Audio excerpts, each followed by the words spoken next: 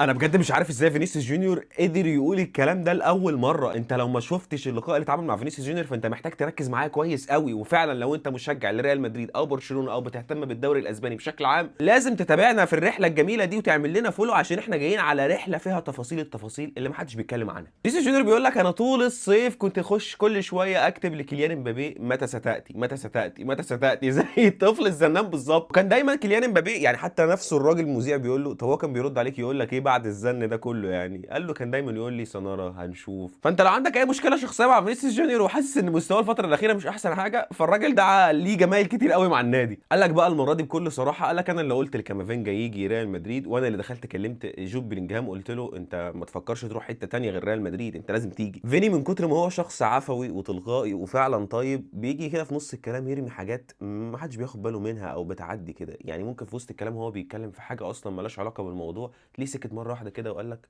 انا بحب ريال مدريد جدا ومبسوط ان انا هنا. فينيسيوس جونيور بيقول لك حلمي الاول هو الفوز مره تانية، ان احنا نطلع بموسم من غير بطولات دي كانت اسوأ حاجه ممكن تمر عليا، وانا اكتر حاجه بشتغل عليها هي ان احنا نكسب بطولات السنه دي.